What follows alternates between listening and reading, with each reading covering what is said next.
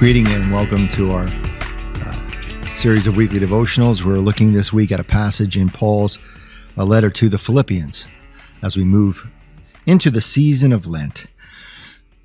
I saw on television a short story, a few minutes story, a little vignette that was very emotional.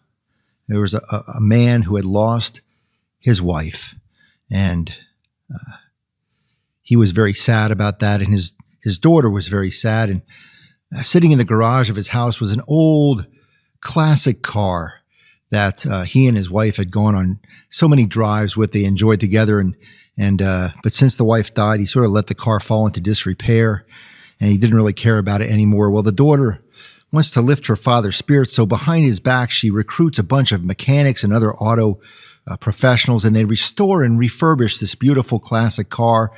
And she shows it to her dad, and in tears they embrace each other, and they hang a picture of the mother on the rearview mirror, and they get in the car and they drive off into the sunset. It's a moving story, a real tearjerker. It's a commercial for Chevy. You know, nowadays commercials, the main aim is not to sell you a product, it's to sell you a life, I think, or to show you what your life might be missing. If only you had this particular product, your life could be like a movie. Yeah.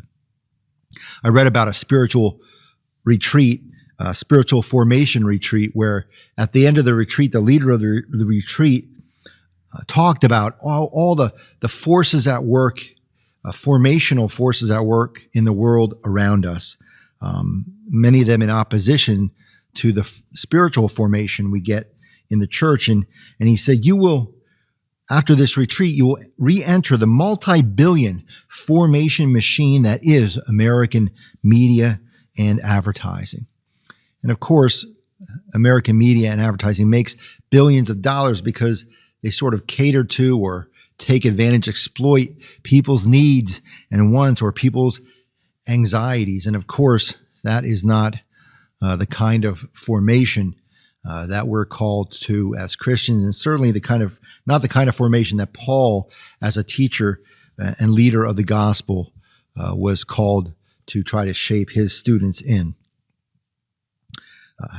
And he says, Paul warns about the dangers of formation, the forming of ourselves according to the values of the world around us. He says, "For many live as enemies of the cross of Christ. I have often told you of them, and now I tell you, even with tears, that their end is destruction. Their God is the belly, and their glory is in their shame. Their minds are set on earthly things." It was the philosopher Blaise Pascal who talked about what is commonly known as a God-shaped hole. He said there's a vacuum in the heart of everybody that cannot be filled by anything but our Creator.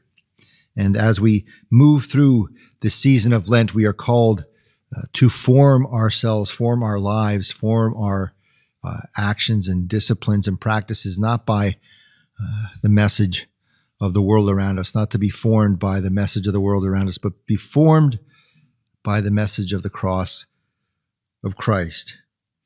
As Paul exhorts his followers, so he exhorts us as we begin this season of Lent. He says, "Therefore, my brothers and sisters, whom I love and long for, my joy and crown, stand firm in the Lord in this way, my beloved." Amen.